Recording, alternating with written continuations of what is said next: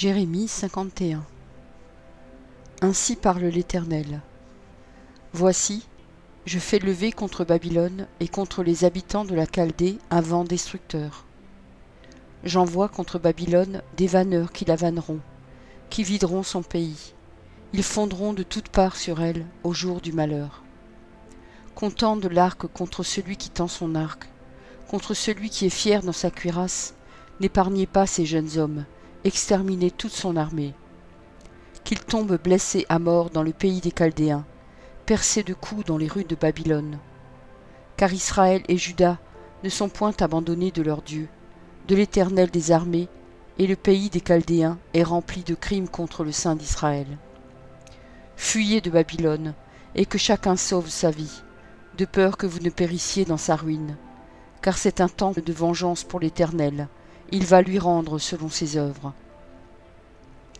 Babylone était dans la main de l'Éternel une coupe d'or, qui enivrait toute la terre.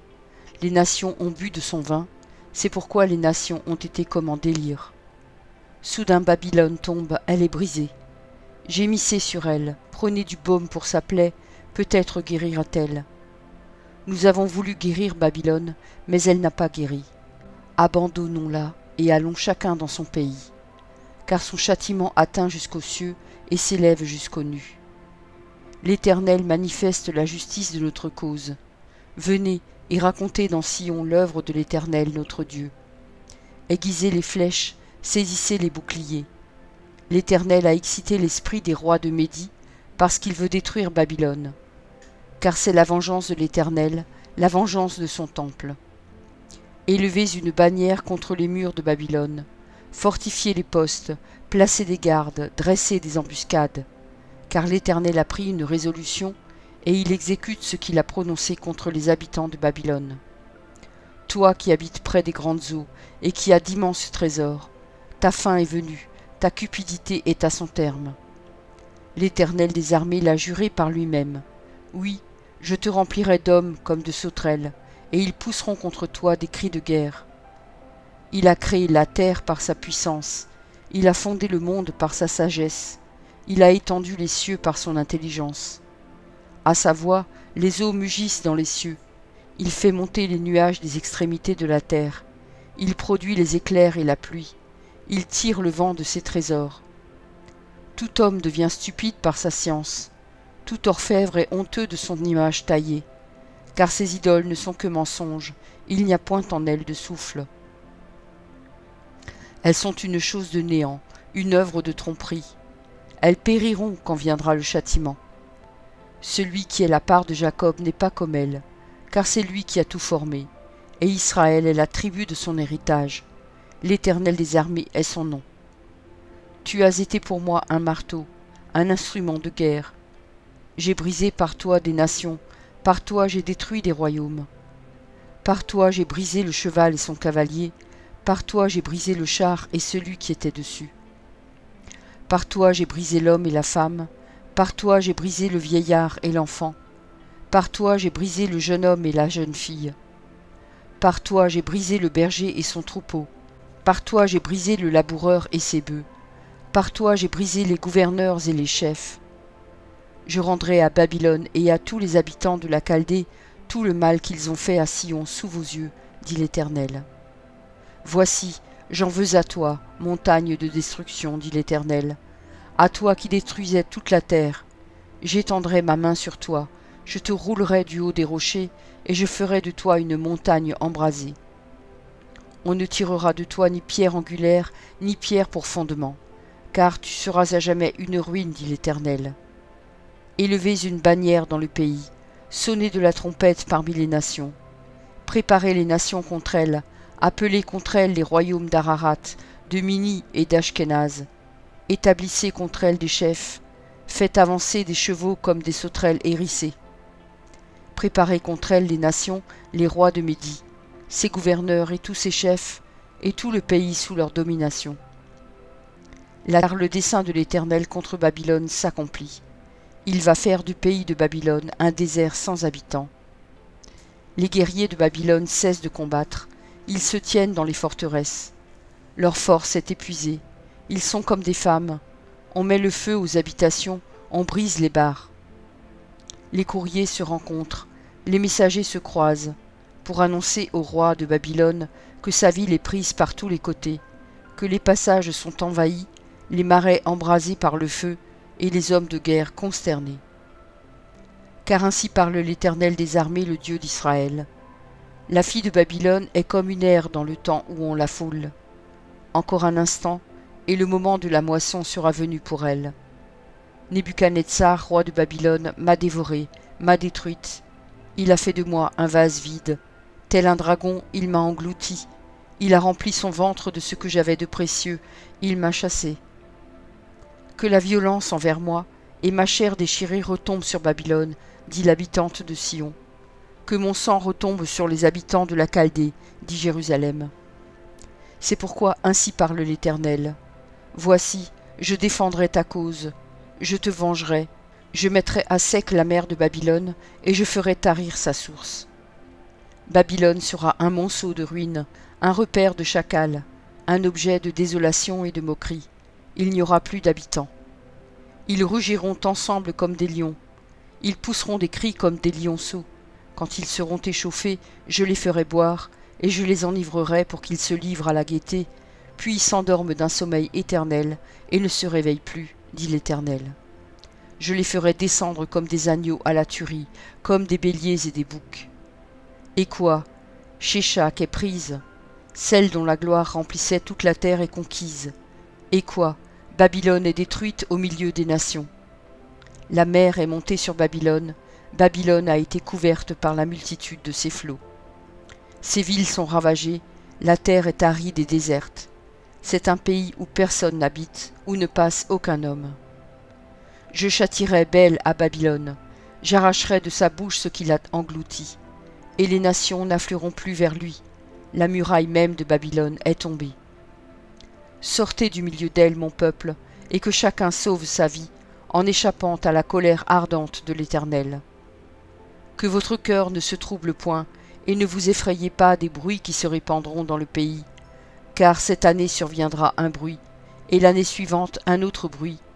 La violence régnera dans le pays, et un dominateur s'élèvera contre un autre dominateur. C'est pourquoi voici, les jours viennent où je châtierai les idoles de Babylone, et tout son pays sera couvert de honte. Tous ses morts tomberont au milieu d'elle. Sur Babylone retentiront les cris de joie des cieux et de la terre, et de tout ce qu'ils renferment. Car du septentrion, les dévastateurs fondront sur elle, dit l'Éternel. Babylone aussi tombera, ô morts d'Israël, comme elle a fait tomber les morts de tout le pays. Vous qui avez échappé au glaive, partez, ne tardez pas. De la terre lointaine, pensez à l'Éternel, et que Jérusalem soit présente à vos cœurs. Nous étions confus quand nous entendions l'insulte, la honte couvrait nos visages, quand des étrangers sont venus dans le sanctuaire de la maison de l'Éternel. C'est pourquoi voici, les jours viennent, dit l'Éternel, où je châtierai ses idoles, et dans tout son pays les blessés gémiront. Quand Babylone s'élèverait jusqu'aux cieux, quand elle rendrait inaccessibles ses hautes forteresses, j'enverrai contre elle les dévastateurs, dit l'Éternel. Des cris s'échappent de Babylone, et le désastre est grand dans le pays des Chaldéens. Car l'Éternel ravage Babylone, il en fait cesser les cris retentissants. Les flots des dévastateurs mugissent comme de grandes eaux, dont le bruit tumultueux se fait entendre. Oui, le dévastateur fond sur elle, sur Babylone. Les guerriers de Babylone sont pris, leurs arcs sont brisés. Car l'Éternel est un Dieu qui rend à chacun selon ses œuvres, qui paie à chacun son salaire. J'enivrerai ses princes et ses sages, ses gouverneurs, ses chefs et ses guerriers. Ils s'endormiront d'un sommeil éternel et ne se réveilleront plus, dit le roi, dont l'Éternel des armées est le nom. Ainsi parle l'Éternel des armées. Les larges murailles de Babylone seront renversées, ses hautes portes seront brûlées par le feu. Ainsi les peuples auront travaillé en vain, les nations se seront fatiguées pour le feu. Ordre donné par Jérémie le prophète à Séraja, fils de Nérija, fils de Machéja, lorsqu'il se rendit à Babylone avec Sédécias, roi de Juda, la 4e année du règne de Sédécias. Or Séraja était premier chambellan.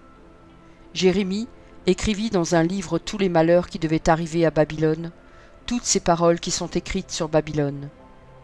Jérémie dit à Séraja, « Lorsque tu seras arrivé à Babylone, tu auras soin de lire toutes ces paroles, et tu diras, « Éternel, c'est toi qui as déclaré que ce lieu sera détruit, et qu'il ne serait plus habité ni par les hommes ni par les bêtes, mais qu'il deviendrait un désert pour toujours.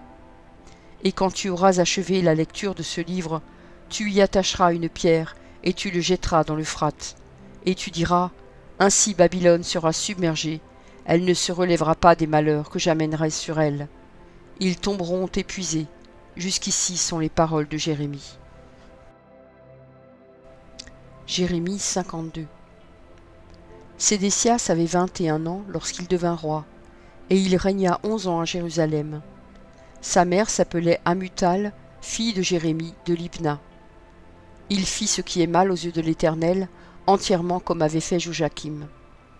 Et cela arriva à cause de la colère de l'Éternel contre Jérusalem et contre Juda, qu'il voulait rejeter de devant sa face. Et Sédécias se révolta contre le roi de Babylone. La 9e année du règne de Sédécias, le 10e jour du 10e mois, Nebuchadnezzar, roi de Babylone, vint avec toute son armée contre Jérusalem. Ils campèrent devant elle et élevèrent des retranchements tout autour. La ville fut assiégée jusqu'à la 11e année du roi Sédécias. Le 9e jour du 4e mois, la famine était forte dans la ville, et il n'y avait pas de pain pour le peuple du pays. Alors la brèche fut faite à la ville, et tous les gens de guerre s'enfuirent, et sortirent de la ville pendant la nuit par le chemin de la porte entre les 2 murs, près du jardin du roi, tandis que les Chaldéens environnaient la ville. Les fuyards prirent le chemin de la plaine. Mais l'armée des Chaldéens poursuivit le roi, et ils atteignirent Sédécias dans les plaines de Jéricho, et toute son armée se dispersa loin de lui. Ils saisirent le roi, et le firent monter vers le roi de Babylone à Ribla, dans le pays de Hamath, et il prononça contre lui une sentence. Le roi de Babylone fit égorger les fils de Sédécias en sa présence. Il fit aussi égorger tous les chefs de Juda à Ribla. Puis il fit crever les yeux à Sédécias, et le fit lier avec des chaînes d'airain. Le roi de Babylone l'emmena à Babylone, et il le tint en prison jusqu'au jour de sa mort. Le 10e jour du 5e mois, c'était la 19e année du règne de Nebuchadnezzar, roi de Babylone. Nebuzaradan, chef des gardes, au service du roi de Babylone, vint à Jérusalem. Il brûla la maison de l'Éternel, la maison du roi, et toutes les maisons de Jérusalem. Il livra au feu toutes les maisons de quelque importance. Toute l'armée des Chaldéens, qui était avec les chefs des gardes, démolit toutes les murailles formant l'enceinte de Jérusalem. Nebuzaradan, chef des gardes, emmena captif une partie des plus pauvres du peuple, ceux du peuple qui étaient demeurés dans la ville, ceux qui s'étaient rendus au roi de Babylone, et le reste de la multitude. Cependant, Nebuzaradan, chef des gardes, laissa comme vignerons et comme laboureurs quelques-uns des plus pauvres du pays. Les Chaldéens brisèrent les colonnes d'airain qui étaient dans la maison de l'Éternel, les bases, la mer d'airain qui était dans la maison de l'Éternel, et ils en emportèrent tous les reins à Babylone. Ils prirent les cendriers, les pelles, les couteaux, les coupes, les tasses, et tous les ustensiles d'airain avec lesquels on faisait le service. Le chef des gardes prit encore les bassins, les brasiers, les coupes, les cendriers, les chandeliers, les tasses et les calices, ceux qui étaient d'or et ceux qui étaient d'argent. Les 2 colonnes, la mer et les 12 bœufs d'airain qui servaient de base, et que le roi Salomon avait fait pour la maison de l'Éternel. Tous ces ustensiles d'airain avaient un poids inconnu. La hauteur de l'une des colonnes était de 18 coudées, et un cordon de 12 coudées l'entourait. Elle était creuse, et son épaisseur avait 4 doigts. Il y avait au-dessus un chapiteau d'airain, et la hauteur d'un chapiteau était de 5 coudées. Autour du chapiteau, il y avait un treillis et des grenades, le tout d'airain. Il en était de même pour la seconde colonne avec des grenades. Il y avait 96 grenades de chaque côté, et toutes les grenades autour du treillis étaient au nombre de 100.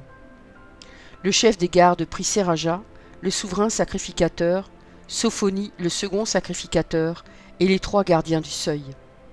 Et dans la ville, il prit un eunuque qui avait sous son commandement les gens de guerre, 7 hommes qui faisaient partie des conseillers du roi et qui furent trouvés dans la ville. le secrétaire du chef de l'armée qui était chargé d'enrôler le peuple du pays, et 60 hommes du peuple du pays qui se trouvèrent dans la ville.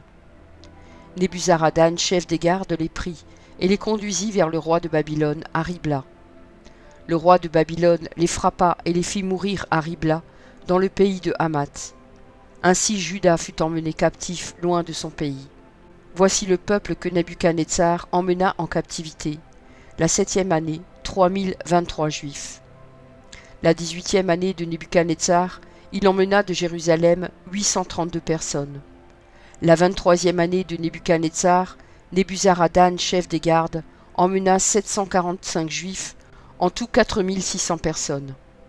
La 37e année de la captivité de Joachim, roi de Juda, le 25e jour du 12e mois, Évil-Mérodach, roi de Babylone, dans la première année de son règne, releva la tête de Joachim, roi de Juda, et le fit sortir de prison.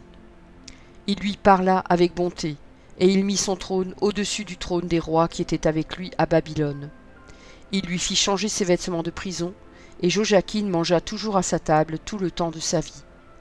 Le roi de Babylone pourvut constamment à son entretien journalier jusqu'au jour de sa mort, tout le temps de sa vie. Merci pour ton écoute. Je t'encourage à écouter encore la parole du Seigneur. J'ai pris un engagement avec lui et je publierai tous les jours un verset. Si j'en oublie un jour, j'en ferai 2 le lendemain. De ton côté, tout ce que tu as à faire, c'est de t'abonner à cette chaîne. Et s'il te plaît, n'oublie pas le pouce bleu. Et si tu veux me laisser un gentil commentaire, c'est aussi apprécié. Pour écouter la suite, clique simplement sur la vidéo du jour suivant, en haut à gauche. Que Dieu te bénisse.